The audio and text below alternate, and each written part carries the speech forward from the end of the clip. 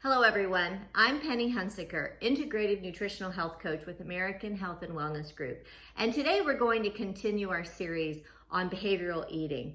Our previous video was on emotional eating, and today we're going to work even harder to be addressing disorderly eating. Now, disorderly eating is where we're feeling a little out of control with our food. For instance, do we eat more calories at one sitting than we really need? Do we hide or think about food a lot? Often, we also look at food as our best friend. For instance, if we're sad or lonely, we go to food to kind of fill that gap in our life. Now, today we're going to talk about disorderly eating, and that's very different from an eating disorder. So, an eating disorder is an actual warrants a diagnosis. And so if you feel you might have a true eating disorder, please do not be ashamed. Just go to nationaleatingdisorder.org or bingeeatingrecoverycenter.com and take the online quiz to see if your eating behaviors are more clinical than typical. So many times though, on average, we do get frustrated with our diet. We try to do well and then we fall off the wagon and we feel defeated and we just throw in the towel. Food seems to have this unidentifiable superpower over us. And we feel defeated because we become almost obsessive about what we're eating. Now, typically, the source of our cravings and our desire, these strong desires to eat, are coming from one of two sources. One is internal. It's a biological response to a chemical that we might be eating too much, like sugar or alcohol, or maybe even salty snacks.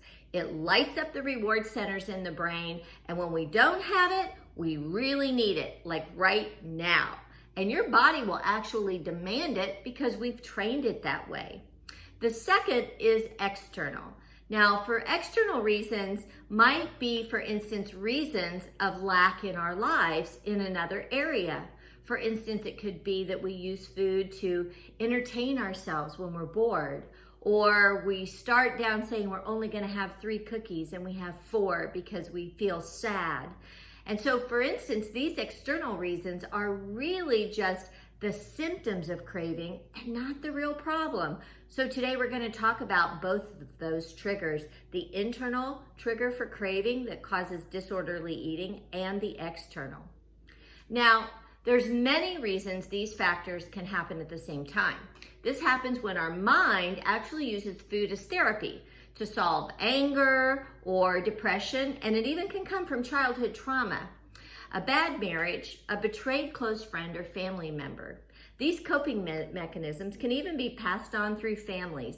Growing up, we may have witnessed close friends or family members coping with life's issues this way. Now, if your cravings are coming from the internal side, then the body and the brain have become accustomed to a certain chemical in foods, and when your body doesn't have them, it actually asks for them. For instance, usually that's sugary snacks, salty snacks, foods, or alcoholic beverages. Our bodies are always looking for fuel. It was designed to crave. Remember me saying that in my last video? We were actually made to crave, but we have to understand, where are these signals coming from? So your body is very much like a car that burns 2 types of fuel, sugar and fat. Many times we can't identify what it really needs. So when we are primarily a sugar burner, that means the primary part of our diet is really like refined carbohydrates, like white bread, white rice, pizza, pop, soda, alcohol. We just keep eating it. And when that is not present, the body actually sends a hormonal signal to us telling us that we're starving and that we need to eat. Scientifically, this type of craving is coming from proven laboratory tests that sugar is 10 times more addictive than cocaine. And when cocaine and sugar were given to lab rats, the rats actually preferred the sugar. So you can imagine how hard it would be to break this cycle. Too many carbohydrates then create cravings. So if you're having cereal or Pop-Tarts for breakfast, give it about 45 minutes and your body is going to say, hey, I need a snack. Because hormonally, the body actually thinks it's starving. What you and I need to do is turn off the nozzle of giving it sugar and turn up eating protein and healthy fats. Now, we have to also remember sometimes it's not about the food, it's about the behavior. So many times on the way to work, maybe over a period of time, we've driven by the fast food place, gotten a big soda and a breakfast sandwich. Well, there are behavioral transformations we can do to counteract that, and that's what your health coach is for. But if you can't go 3 to 4 hours without eating or having a craving, it's more than likely that you are a sugar burner and your body isn't using all the stored fat to make energy, and it's causing you to be cranky, causing you to be sleepy, and causing you to be hungry. So breaking that sugar habit would be great. Other bad side effects are things like prediabetes and diabetes, obesity, and heart disease, just to name a few. And I don't ever want us to have to go down that path. Now, using food as a coping mechanism triggers several undesirable consequences. Many times it's a feeling thing. So if you see it as a sign of weakness and tie it to your self-worth, have shame and guilt, and you punish yourself, that's very unhealthy. That is really coming more from an external place. And the first thing is that we really need to be at peace with who we are. We also shouldn't label foods like good food or bad food. There are no really bad foods. It's just how much are we eating of them. And then we begin to develop unhealthy eating behaviors like binge eating. And then we can become even what's called orthorexic. That's when you're obsessed with everything that you're putting into your mouth. So the first step in ending your sugar craving due to internal circumstances is to assess your diet.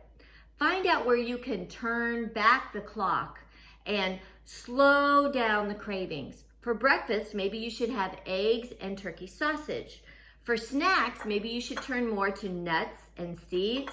Here's a beautiful, wonderful, healthy smoothie with vanilla yogurt, a little almond milk, fresh mango, a little bit of orange juice. Add some ice in there for a great summertime kick.